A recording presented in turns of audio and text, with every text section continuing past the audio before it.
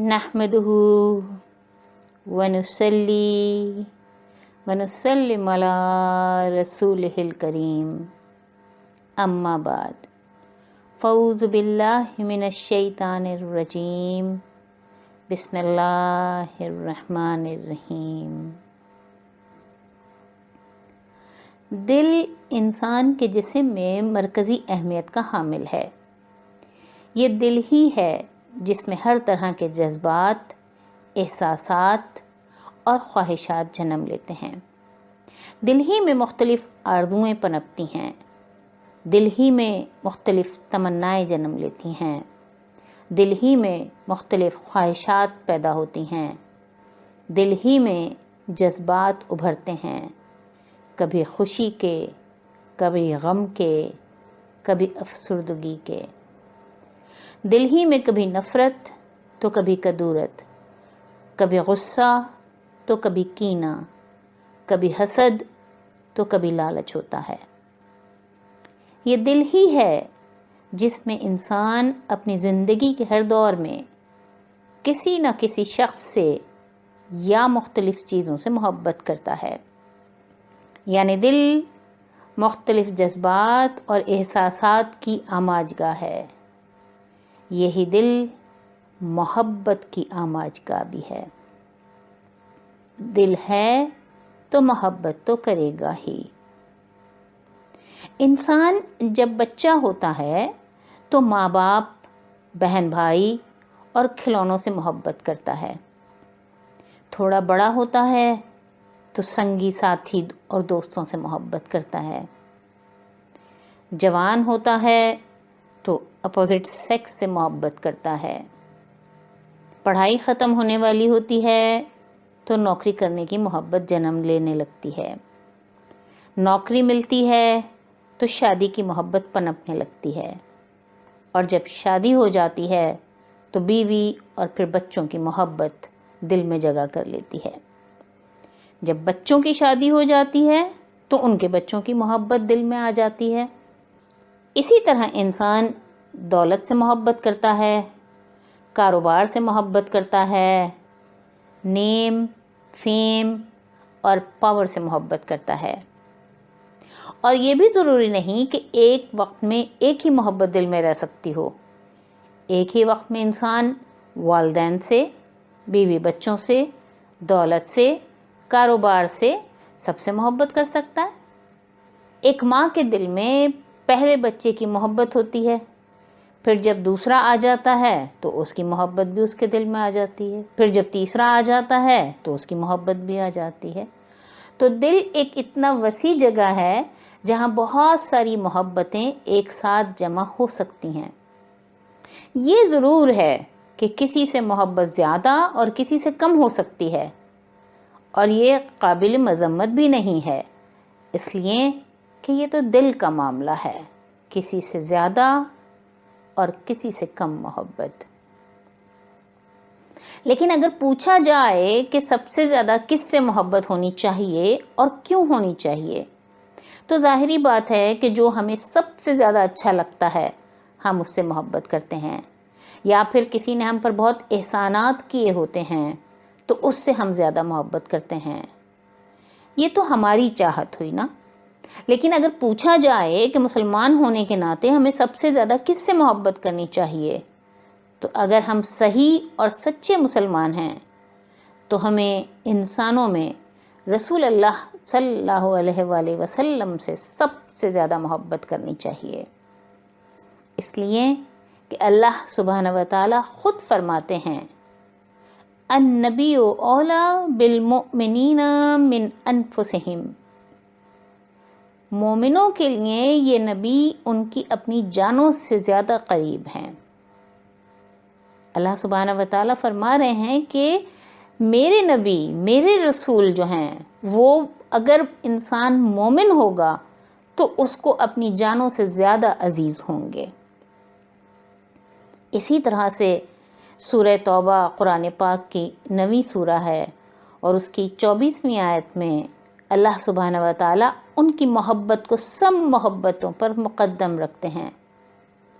قُلْ إِنْ كَانَ آبَاؤُكُمْ و ابناؤکم و اخوانکم و ازواجکم و عشیرتکم و اموال اقترفتموها و تجارت تخشون کسادها و مساکن ترضونها احب الیکم من اللہ و رسولہ و جہاد فی سبیلہ فتربصوا حتی یاتی اللہ بامرہ۔ اللہ سبحانہ و تعالیٰ اس آیت مبارکہ میں 8 دنیا کی چیزوں کو ایک طرف رکھ رہے ہیں اور 3 چیزوں کو ایک طرف رکھ رہے ہیں، اور فرما رہے ہیں کہ یہ 3 چیزیں زیادہ بھاری ہونی چاہیے، اور ان میں ایک ہے رسول اللہ صلی اللہ علیہ وآلہ وسلم کی محبت۔ فرما رہے ہیں کہ نبی صلی اللہ علیہ وآلہ وسلم ان سے فرما دیجئے کہ اگر تم کو اپنے والد، تم کو اپنے بیٹے اور اپنے بھائی، اپنے اسپاؤز اور اپنے رشتہ دار، اپنے وہ مال جو تم نے کمائے ہیں، وہ اپنا کاروبار جس کے مندہ ہونے کا تمہیں خدشہ لگا رہتا ہے، اور وہ گھر جس میں تم رہتے ہو، تمہیں پسند ہیں کس کے مقابلے میں؟ اللہ کے مقابلے میں اور اس کے رسول کے مقابلے میں اور اللہ کی راہ میں جہاد کے مقابلے میں، تو بس انتظار کرو اس بات کا کہ اللہ کا عذاب تمہارے اوپر آ جائے۔ یعنی 3 محبتیں ایک جگہ، جس میں رسول اللہ صلی اللہ علیہ وآلہ وسلم کی محبت شامل ہے۔ ان تمام چیزوں سے جو اللہ سبحانہ و تعالیٰ نے بیان کی کہ ان تمام چیزوں سے جن سے ہم محبت کرتے ہیں، ان سب سے زیادہ محبت ہونی چاہیے۔ اور رسول اللہ صلی اللہ علیہ وآلہ وسلم خود فرماتے ہیں، امام بخاری رحمۃ اللہ علیہ اسے بیان کرتے ہیں، فرماتے ہیں قسم ہے اس ذات کی جس کے ہاتھ میں میری جان ہے، تم میں سے کوئی شخص مومن نہیں ہوگا جب تک میں اس کے والد سے اور اولاد سے اور تمام لوگوں سے زیادہ اس کے دل میں محبوب نہ ہو جاؤں۔ مگر پھر بھی ہم ان سے میکسیمم لو نہیں کرتے ہیں۔ لیکن اگر یہ کہا جائے کہ سب سے زیادہ ان سے محبت اس لیے کہ اللہ سبحانہ و تعالیٰ فرما رہے ہیں اِنَّكَ لَعَلَىٰ خُلُقٍ عَظِيمٍ، بے شک آپ سب سے زیادہ اچھے اخلاق والے ہیں۔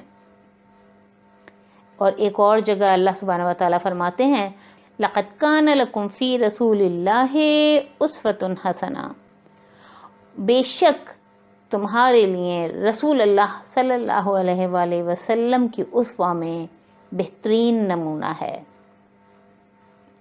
تو کوئی یہ کہہ سکتا ہے کہ ہم ان کو لائک کر سکتے ہیں اس لیے کہ ان کے اخلاق بہت اچھے ہیں، ہم ان کو ایڈمائر کر سکتے ہیں اس لیے کہ ان کی جو اسوہ ہے اس میں بہترین نمونہ ہے، لیکن ہم میکسیمم لو نہیں کر سکتے۔ اگر یہ کہا جائے کہ ان کی ذات تمہارے لیے بہتر ہے تو سب سے زیادہ ان سے محبت کرو۔ اللہ تعالیٰ قرآن پاک میں سورہ نساء میں فرماتے ہیں یا ایھا الناس قد جاءکم الرسول بالحق من ربکم فآمنوا خیر لکم، ان کی ذات ہمارے لیے خیر ہے، ان کی ذات کے اوپر ایمان لانا ہمارے لیے خیر ہے۔ فرما رہے اے لوگوں تمہارے پاس ایک رسول آ گئے ہیں حق کے ساتھ تمہارے رب کی طرف سے، ان کے اوپر ایمان لے آؤ، وہ تمہارے لیے بہتر ہوگا۔ تو کوئی بھی یہ کہہ سکتا ہے کہ ٹھیک ہے ان پر ہم ایمان لے آتے ہیں، مگر سب سے زیادہ محبت تو ہمیں اپنے بیوی بچوں سے ہے، والدین سے ہے، کاروبار سے ہے، ہم ان سے سب سے زیادہ محبت نہیں کر سکتے۔ ہم ان کی عزت کر سکتے ہیں، ان کے اوپر ایمان لانے سے ہمارے لیے بہتری ہے تو ہم ان پر ایمان لے آئیں گے، لیکن سب سے زیادہ محبت وہ ہم ان سے نہیں کر سکتے۔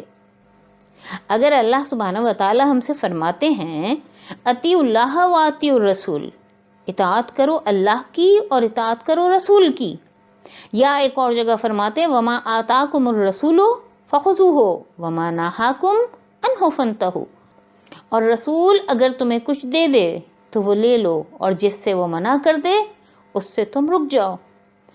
تو کوئی بھی یہ کہہ سکتا ہے کہ کیونکہ اللہ سبحانہ و تعالیٰ نے حکم دیا ہے تو ہم ماننے کو تیار ہیں، ان کی اطاعت کرنے کو تیار ہیں، ان کی اتباع کرنے کو تیار ہیں، لیکن سب سے زیادہ محبت ہم نہیں کریں گے۔ اگر اللہ سبحانہ و تعالیٰ ایک اور جگہ فرماتے ہیں کہ اِنَّا أَرْسَلْنَاكَ شَاهِدًا وَمُبَشِّرًا وَنَذِيرًا لِيُؤْمِنُوا بِاللَّهِ وَرَسُولِهِ وَتُعَزِّرُوهُ وَتُوَقِّرُوهُ، کہ اللہ سبحانہ و تعالیٰ فرما رہے ہیں کہ بے شک ہم نے تمہیں بھیجا شہادت دینے والا بنا کر، بشارت دینے والا بنا کر، اور لوگوں کو متنبع کرنے والا بنا کر، تاکہ لوگ ایمان لے کر آئیں اللہ پر اور اس کے رسول پر، اور اس کی مدد کریں اور اس کی عزت کریں۔ ہم پھر یہی کہیں گے کہ ہم عزت و تعظیم کر سکتے ہیں لیکن سب سے زیادہ محبت نہیں کر سکتے۔ اگر اللہ سبحانہ و تعالی ہمیں ایمولیٹ کرنے کا حکم دیتے ہیں تو ہم ایمولیٹ کرنے کو تیار ہیں۔ فرماتے ہیں اللہ سبحانہ و تعالی سورہ آل عمران میں ان کنتم تحبون اللہ فاتبعونی یحببکم اللہ، اگر تم اللہ سے محبت کا دعویٰ کرتے ہو تو میری اتباع کرو، اللہ تم سے محبت کرنے لگے گا۔ بے شک ہم آپ کی اتباع کرنے کو، آپ کو ایمولیٹ کرنے کو تیار ہیں، لیکن میکسیمم لو تو ہم انہی چیزوں سے کریں گے جو ہمیں اچھی لگتی ہیں۔ اگر اللہ سبحانہ و تعالی ہمیں حکم دیتے ہیں کہ ان اللہ و ملائکتہ یصلون علی النبی یا ایھا الذین آمنوا صلوا علیہ وسلموا تسلیما، کہ بے شک اللہ اور اس کے ملائکہ نبی صلی اللہ علیہ وآلہ وسلم پر صلوات بھیجتے ہیں، اے مومنو تم بھی ان پر درود اور بہت سلام بھیجو۔ یہ کہہ سکتا ہے کہ ہم درود بھیجنے کو تیار ہیں لیکن سب سے زیادہ ہم محبت نہیں کر سکتے۔ ہمیں محبت ان چیزوں سے ہے جن کی طرف ہمارا جھکاؤ ہے، ہمارا دلی لگاؤ ہے، ہم ان سے محبت کریں گے۔ اور پھر بھی اگر اللہ سبحانہ و تعالی ہمیں فرماتے ہیں کہ میرا بہت بڑا احسان ہے تمہارے اوپر، فرماتے ہیں اللہ سبحانہ و تعالی لقد من اللہ علی المؤمنین اذ بعث فیہم رسولا من انفسہم، بے شک اللہ کا بہت بڑا احسان ہے مومنین پر کہ جب اس نے مبعوث کیا ان میں ایک رسول انہی میں سے۔ تو جواب یہ آ سکتا ہے کہ احسان تو اللہ سبحانہ و تعالیٰ کا ہے، ان کا کیا احسان ہے؟ ماننا ہوگا تو اللہ سبحانہ و تعالیٰ کا احسان مانیں گے، ان سے ہم میکسیمم لو کیوں کریں گے؟ لیکن اگر یہ کہا جائے اور سوچنے پر مجبور کیا جائے کہ رسول اللہ صلی اللہ علیہ وآلہ وسلم کے دو بڑے فیورز تو ہم پر ہیں ہی، ایک ہمیں رحمان دیا، دوسرا ہمیں قرآن دیا، ان احسانات کو تو ہمیں ماننا ہی پڑے گا، اس لیے کہ اگر وہ ہم تک نہ پہنچائے ہوتے تو آج ہم گمراہیوں میں بھٹک رہے ہوتے، اللہ سبحانہ و تعالیٰ سے نہ آشنا ہوتے۔ وہ کتنے رحمان و رحیم ہیں، کتنے ستار و غفار ہیں، وہ کتنے ودود اور وہاب ہیں، ہم کچھ نہ جان رہے ہوتے، ان کی طرف سے نعمتوں کی بارش ہم کو نظر نہ آ رہی ہوتی، ہم کو انا للہ و انا الیہ راجعون کا مطلب پتہ نہ ہوتا کہ ایک ہمارے خالق ہیں، ان کے پاس سے ہم آئے ہیں اور واپس ان کے پاس جانا ہے، وہ مالک یوم الدین ہیں۔ رسول اللہ صلی اللہ علیہ وآلہ وسلم نے ہمیں قرآن دیا، زندگی کا صحیح تصور دیا، ہمیں بتایا یہ زندگی کھیل کود نہیں ہے، یہ زندگی ایک امتحان ہے۔ ہمیں ہماری اصل حقیقت بتائی کہ ہم صرف جسم نہیں ہیں، ہم جسم اور روح کا ملاپ ہیں۔ ہم کو چند روزہ زندگی کے بارے میں بھی بتایا اور ابدی زندگی کے بارے میں بھی بتایا۔ رسول اللہ صلی اللہ علیہ وآلہ وسلم ہی تھے جنہوں نے ہمیں حماقت والی زندگی سے نکال کر حکمت والی زندگی میں لے کر آئے۔ ہر وہ علم، ہر وہ بات ہم تک پہنچائی جو اللہ سبحانہ و تعالیٰ نے ان کو حکم دیا اور ہمارے فائدے کی تھی۔ لیکن اس پر یہ اعتراض کیا جا سکتا ہے کہ یہ ان کا احسان نہیں، یہ تو ان کی ڈیوٹی تھی، اپنا کام تو ان کو کرنا ہی تھا۔ اس موقع پر لوگ سورہ آل عمران کی یہ آیت اور اس جیسی اور بہت سی آیات کوٹ کرتے ہیں کہ اللہ سبحانہ و تعالیٰ فرماتے ہیں وَمَا مُحَمَّدٌ إِلَّا رَسُولٌ، محمد ایک رسول ہی تو ہیں۔ اسی طرح کی اور بہت ساری آیات ہمیں نظر آتی ہیں جس میں اسی طرح کی بات کہی گئی ہے اور لوگ انہی کو کوٹ کرتے ہیں اور کہا جاتا ہے کہ ان کا تو کوئی فیور ہی نہیں ہے، اللہ سبحانہ و تعالیٰ نے ان کو پیغام دیا اور انہوں نے ہمیں پہنچا دیا۔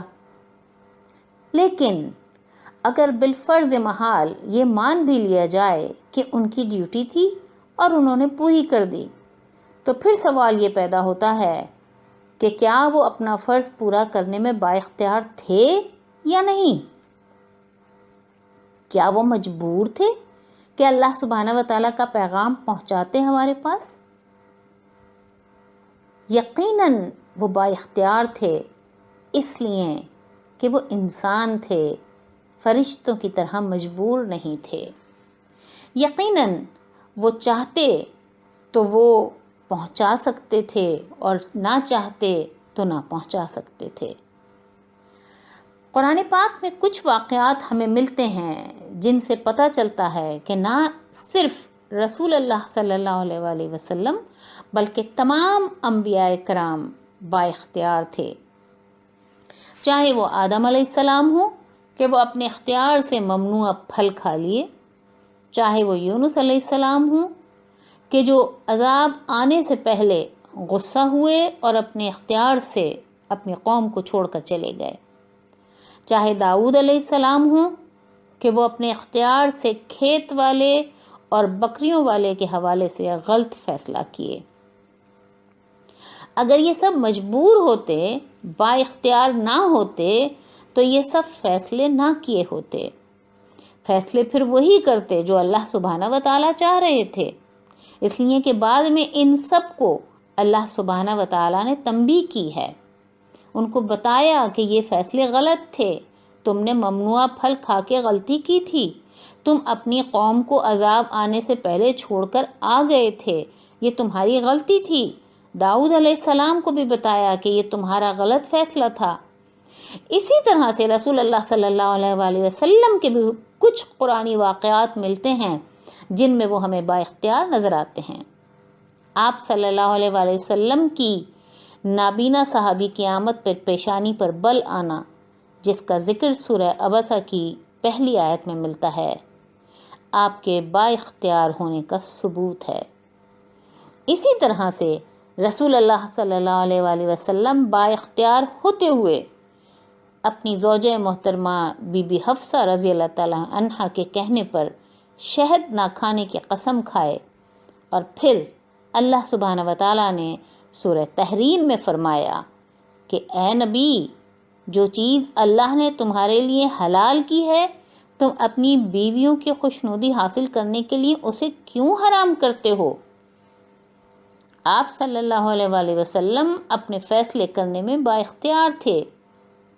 اس کی ایک اور مثال ہمیں سورہ انفال میں ملتی ہے، جس میں غزوہ بدر کے موقع پر قیدیوں کے حوالے سے اللہ سبحانہ و تعالیٰ کا حکم تھا کہ ان کو قتل کر دو، لیکن رسول اللہ صلی اللہ علیہ وآلہ وسلم نے ان کو فدیہ لے کر چھوڑ دیا تھا۔ ان واقعات کے مطالعے کے بعد یہ سمجھ آ رہا ہے کہ آپ صلی اللہ علیہ وآلہ وسلم با اختیار تھے اور قرآن کا پیغام پہنچانے کا بھی اختیار تھا۔ اگر آپ چاہتے تو پہنچا سکتے تھے، اگر آپ نہ چاہتے تو آپ کو اس کا اختیار تھا۔ یہ معلوم ہونے کے بعد کہ وہ با اختیار تھے تو ہم یہ دیکھیں کہ اگر کوئی اپنا فرض بحسن خوبی ادا کرے تو انعام کا حقدار تو ہوتا ہے نا۔ کوئی کہہ سکتا ہے کہ وہ دیں انعام جن کا پیغام پہنچایا تھا، بالکل وہ انعام دیں گے، اور اس دنیا میں بھی انہوں نے دیا ہے۔ اللہ سبحانہ وتعالیٰ نے فرمایا نا کہ وَرَفَعْنَا لَكَ ذِكْرَكَ، اور بے شک ہم نے آپ کا ذکر بہت اونچا کر دیا، بہت بلند کر دیا، بہت عرفہ کر دیا۔ اور ہم دیکھتے ہیں کہ وہ بات پوری ہوئی۔ دنیا میں جہاں جہاں مسلمان ہیں وہاں وہاں کلمہ پڑھا جاتا ہے، اور کلمہ رسول اللہ صلی اللہ علیہ وآلہ وسلم کے رسول ہونے کی، عبد ہونے کی شہادت دیے بغیر مکمل نہیں ہوتا۔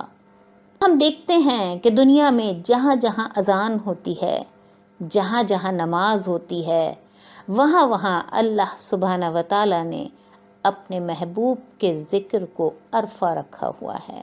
اسی طرح سے آپ صلی اللہ علیہ وآلہ وسلم کو حوض کوثر عنایت فرمایا، اس کی خوشخبری سنائی، مقام محمود و شفاعت کی خوشخبری سنائی۔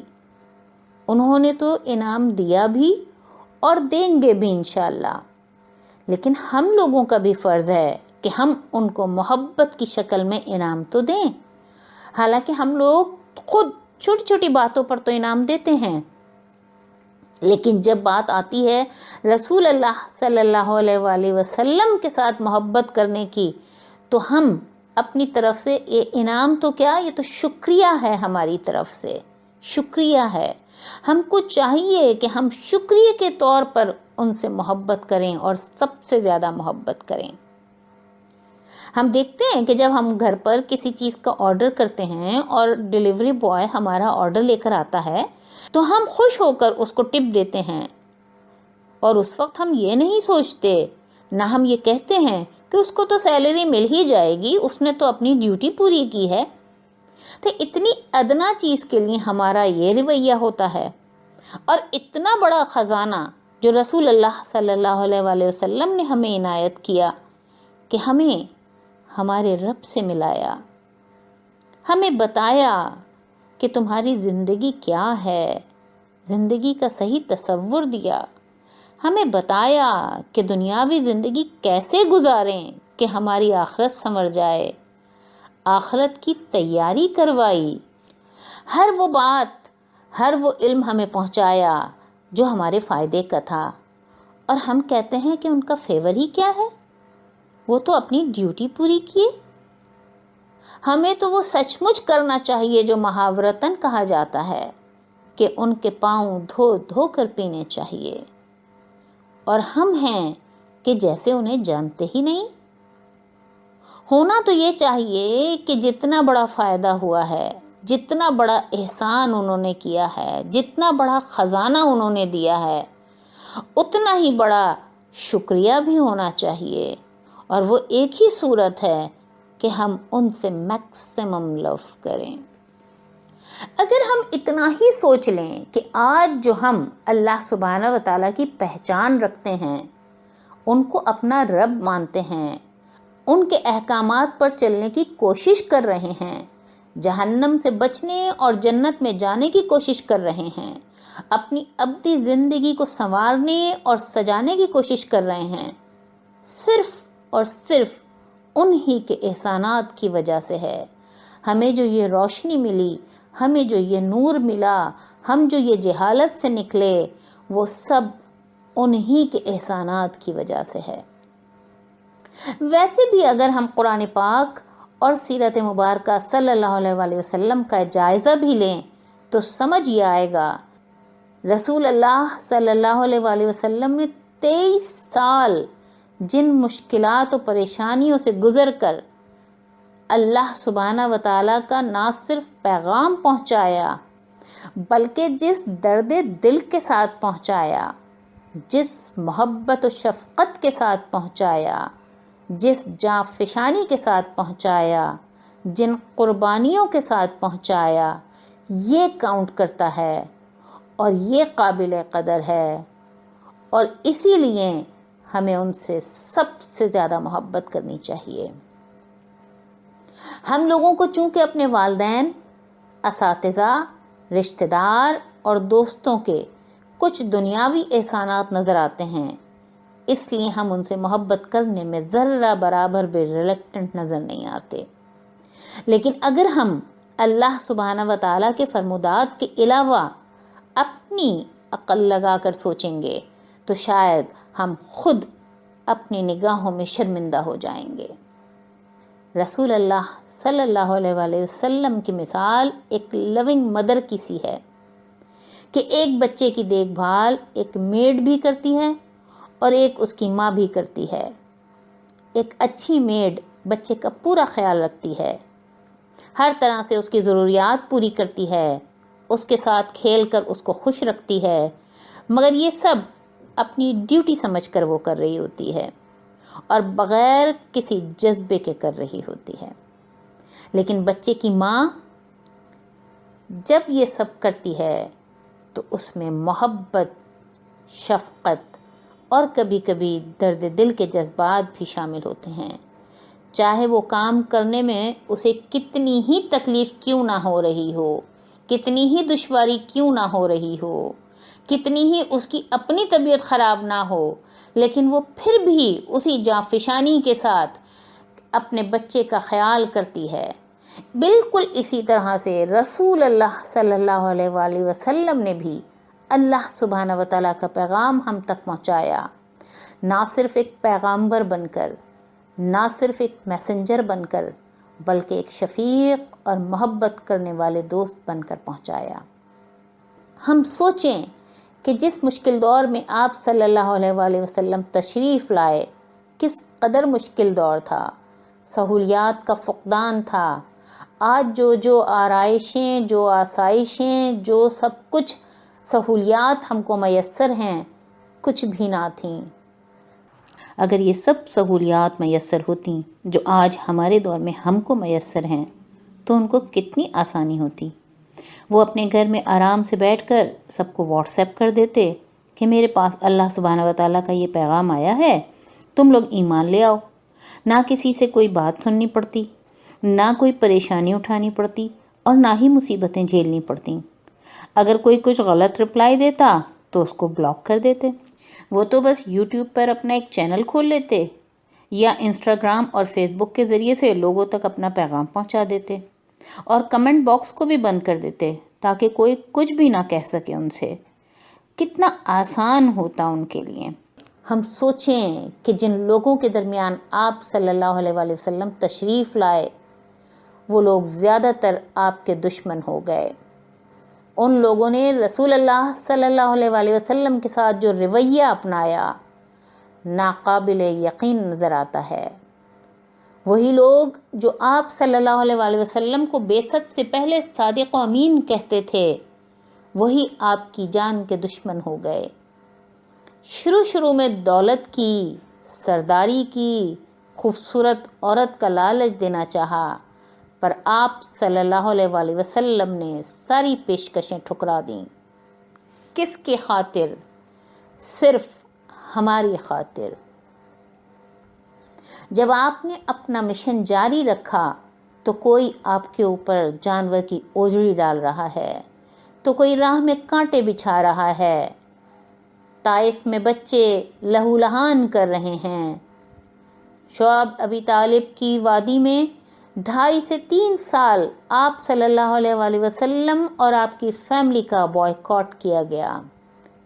آپ صلی اللہ علیہ وآلہ وسلم کو مجنون، دیوانہ، شاعر اور کاہن کہا گیا۔ رسول اللہ صلی اللہ علیہ وآلہ وسلم نے سب کچھ برداشت کیا، صرف ہمارے لیے اپنا گھر بار، اپنے بچے، اپنا آبائی شہر چھوڑ کر نکل گئے، صرف ہمارے لیے. اس لیے کہ اگر اس وقت آپ صلی اللہ علیہ وآلہ وسلم نے ہمت ہار دی ہوتی، مخالفین کے سامنے جھک گئے ہوتے، ان کے دیے ہوئے لالچ میں آ گئے ہوتے، تو ہم تک قرآن نہ پہنچ پاتا. اتنی تکالیف کیوں برداشت کیں؟ کیا ان کو ضرورت تھی ان ساری تکالیف، پریشانیوں اور مصیبتوں کو جھیلنے کی؟ تو جواب یہ آئے گا کہ نہیں، ان کو ان ساری تکالیف کو برداشت کرنے کی ضرورت نہیں تھی. ان کو یہ پیغام ہم تک پہنچانے کی ضرورت نہیں تھی، اس لیے کہ وہ تو اللہ سبحانہ وتعالیٰ کے محبوب تھے. ان کے لیے تو اللہ سبحانہ وتعالیٰ نے سورہ فتح میں اعلان کیا ہوا ہے، لِيَغْفِرَ لَكَ اللَّهُ مَا تَقَدَّمَ مِن ذَنبِكَ وَمَا تَأَخَّرَ. اللہ نے آپ کے پچھلے اور اگلے تمام گناہ معاف کر دیے ہیں. ان کے تو سارے گناہ معاف تھے. ان کو ضرورت نہیں تھی کہ اگر ان تک یہ پیغام پہنچانے کی ذمہ داری آئی اور تکلیفیں ملیں تو وہ چھوڑ بھی سکتے تھے، لیکن صرف اور صرف ہماری محبت میں ہمارے لیے انہوں نے اتنی تکالیف برداشت کی. یہ جو سیدھا راستہ انہوں نے ہمیں دکھایا، اس کی ضرورت انہیں نہ تھی، اس لیے کہ اللہ سبحانہ وتعالیٰ سورہ زخرف میں فرماتے ہیں اِنَّکَ عَلَىٰ صِرَاطٍ مستقیم، بے شک آپ صراط مستقیم پر ہیں. آپ تو سیدھے راستے پر تھے، اللہ سبحانہ وتعالیٰ خود گواہی دے رہے ہیں، مگر صرف ہم کو سیدھا راستہ دکھانے کے لیے، ہم کو جنت لے جانے کے لیے، ہم کو گناہوں سے بچانے کے لیے، ہم کو جہنم سے بچانے کے لیے، ہم کو ہمارے رب سے ملانے کے لیے.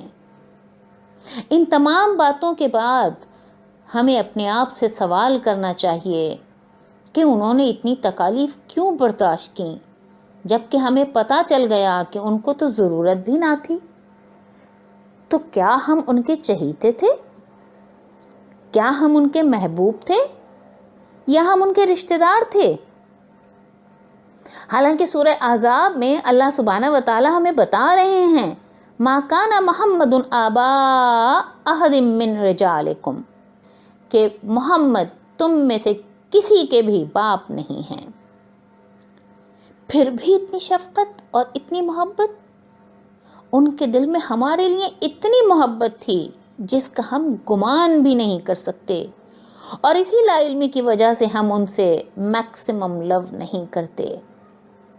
اگر ہم کو ان کی جو محبت ہمارے لیے تھی ان کے دل میں، اگر اس کا احساس ہو جائے تو شاید ہم دنیا میں صرف اور صرف انہی سے محبت کرنا چاہیں گے. اللہ سبحانہ وتعالیٰ عالم الغیب ہیں، غیب کا علم رکھنے والے ہیں، اور وہی کسی کے دل کی بات بتا سکتے ہیں. وہ ہمیں بتاتے ہیں کہ ان کے دل میں ہمارے لیے کیا تھا. کیا وہ ہم سے محبت کرتے تھے؟ کیا وہ ہمارا خیال کرتے تھے؟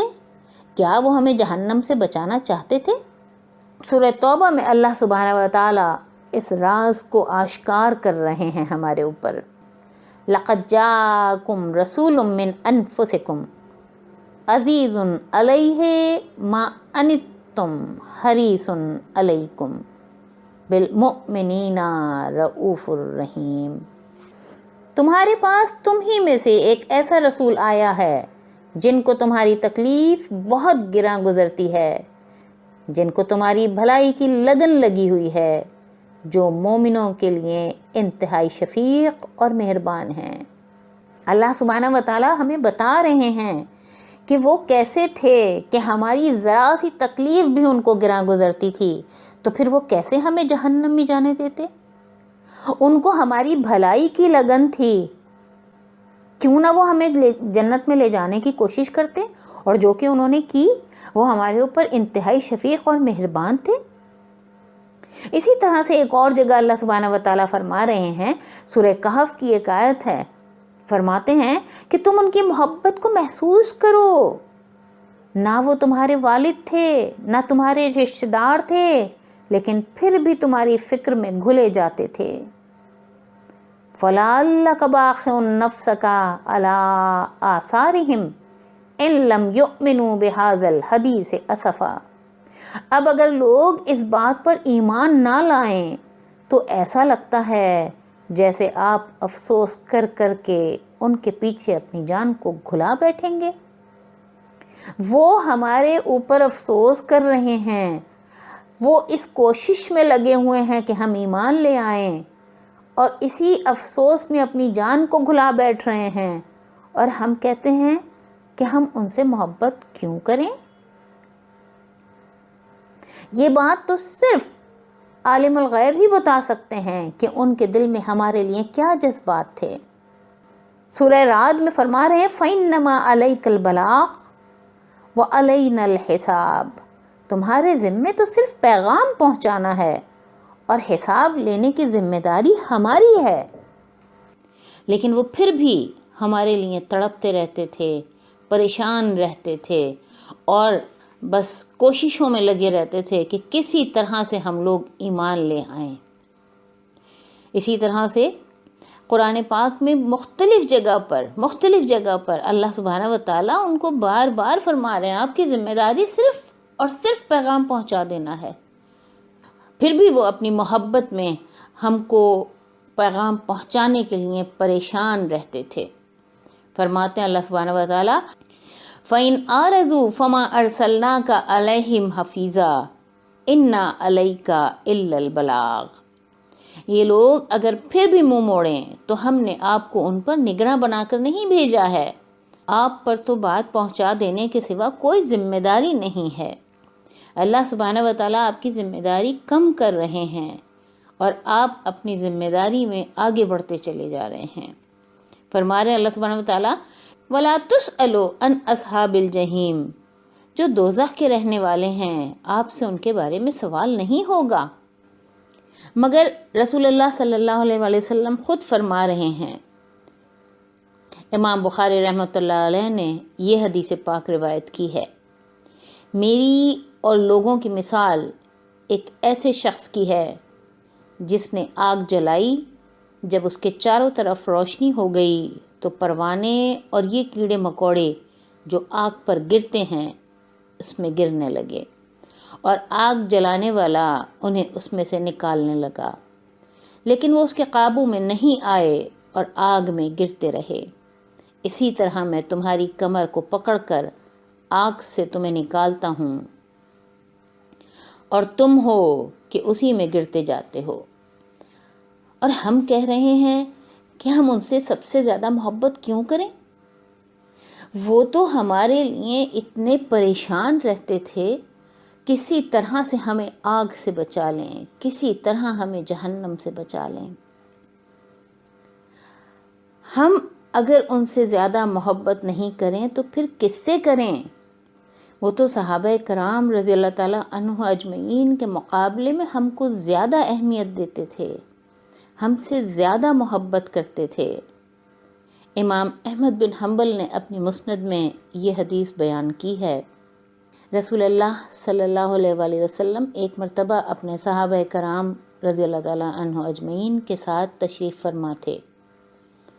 آپ صلی اللہ علیہ وآلہ وسلم نے فرمایا، کاش میں اپنے بھائیوں سے مل سکتا۔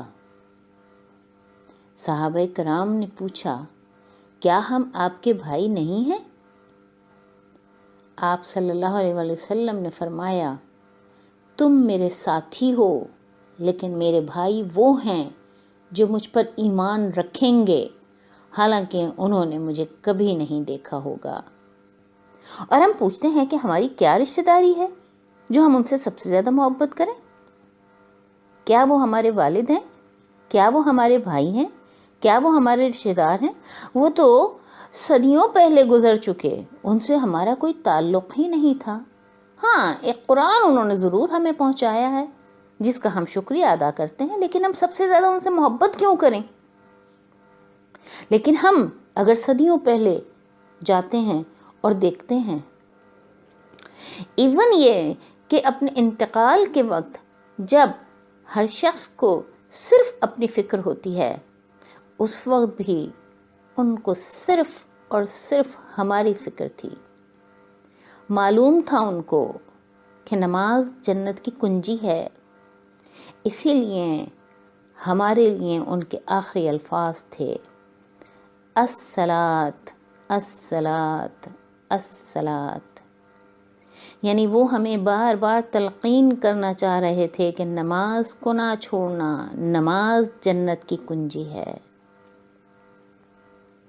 وہ وقت کیسا ہوگا اگر ہم سوچیں کہ ایک شخص کا انتقال ہو اور وہ دوسروں کی فکر کر رہا ہو، اور وہ فکر بھی دنیاوی نہیں، ابدی فکر، جہنم سے بچانے کی فکر، اور رشتہ داری بھی کوئی نہیں، اس کے باوجود مستقل یہی فکر۔ تو کتنا بڑا، اگر سوچے انسان تو بہت بڑی بات ہے، اگر نہ سوچیں تو کچھ بھی نہیں کیا۔ ان کے اتنے احسانات ہیں، اتنے احسانات ہیں کہ ہم سوچیں اور سوچ سوچ کے شرمندہ ہوتے رہیں کہ ہم نے کیا کیا ان کے ساتھ۔ انہوں نے ہمیں ایمان دیا، قرآن دیا، رحمان دیا۔ اللہ سبحانہ و تعالیٰ کی رحمت ہم کیسے پائیں گے؟ ہماری اصل حقیقت ہمیں بتائی، ہمیں یہ بتایا کہ آخرت میں کامیابی کیسے حاصل کرو گے۔ ہمیں یہ بتایا کہ اگر تم سے گناہ ہو جائیں تو استغفار کر کے اپنے گناہ کیسے معاف کرواؤ گے۔ ہمیں یہ بتایا کہ ہماری دنیاوی زندگی میں سکون ہمیں کیسے ملے گا۔ اگر زندگی میں کوئی مشکل و پریشانی آ جائے تو ہم دعائیں کیسے مانگیں گے، اپنی تکالیف کو دور کرنے کے لیے اللہ سبحانہ و تعالیٰ کے سامنے کیسے جائیں گے۔ اتنی محبت کہ ہمارے لیے رونا، تڑپنا، دعائیں کرنا، ہم کو اپنا بھائی سمجھنا، اللہ سبحانہ و تعالیٰ کے فرمانے کے باوجود کہ تم سے ان کی باز پرس نہیں ہوگی، ان کو چھوڑ دو، پھر بھی ہمارے لیے دعائیں کرتے رہنا۔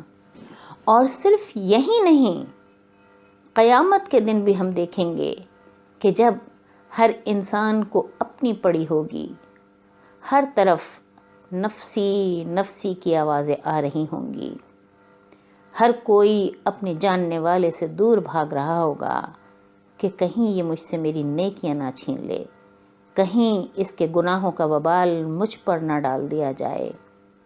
اور اسی کی منظر کشی اللہ سبحانہ و تعالیٰ فرماتے ہیں، یوم یفر المرء من اخیہ و امہ و ابیہ و صاحبتہ و بنیہ لکل امرئ منہم یومئذ شأن یغنیہ۔ اور اس دن انسان بھاگے گا اپنے بھائی سے، اپنی والدہ سے، اپنے والد سے، اپنے اسپاؤس سے یعنی بیوی اپنے شوہر سے، اور شوہر اپنی بیوی سے، اور اپنے بچوں سے۔ ان میں سے ہر ایک کو اس دن اپنی ایسی فکر پڑی ہوگی کہ اسے دوسروں کا ہوش نہ ہوگا۔ یہاں تک کہ سارے انبیاء کرام علیہم السلام کسی کی سفارش کرنے کو تیار نہیں ہوں گے سوائے رسول اللہ صلی اللہ علیہ وسلم کے، کہ وہ جب تک اپنا سر مبارک سجدے سے نہ اٹھائیں گے، جب تک اللہ سبحانہ و تعالیٰ ان سے پوچھ نہ لیں، اے محمد سر اٹھاؤ اور بولو کیونکہ تمہاری بات سنی جائے گی، اور شفاعت کرو کیونکہ تمہاری شفاعت قبول کی جائے گی۔ انہوں نے تو رحمت للعالمین ہونے کا ثبوت دے دیا، ہم سے بے انتہا محبت کرنے کا ثبوت دے دیا، ہم سے رشتہ داری نہ ہوتے ہوئے بھی رشتہ داروں سے بڑھ کر ہمارا خیال کیا، نہ صرف دنیا میں بلکہ آخرت میں بھی ہمارا ساتھ دیتے رہیں گے۔ ہمارے لیے انہوں نے تکالیف برداشت کیں، ہمارے لیے وہ تڑپتے رہے، پریشان رہے، کاوشیں کرتے رہے۔ ان کے اتنے احسانات ہیں، اتنی محبتیں ہیں ہمارے لیے کہ ہم کو یقیناً ان سے محبت ہو جانی چاہیے، اور سب سے زیادہ ہو جانی چاہیے۔ اس پہلی آڈیو میں ہمیں یہ بات تو برابر ہو گئی کہ انہوں نے ہم سے بے پناہ محبت کی اور ان کے سب سے زیادہ احسانات ہیں، لہٰذا ہمیں بھی ان سے سب سے زیادہ محبت کرنی چاہیے۔ انشاءاللہ دوسری آڈیو میں ہم سمجھیں گے کہ آج جب کہ وہ ہمارے درمیان موجود نہیں تو پھر ہم ان سے محبت کیسے کریں، کیسے اپنی محبت کا اظہار کریں تاکہ ہم اپنے دعوے میں سچے نظر آئیں۔ وما علینا الا البلاغ المبین۔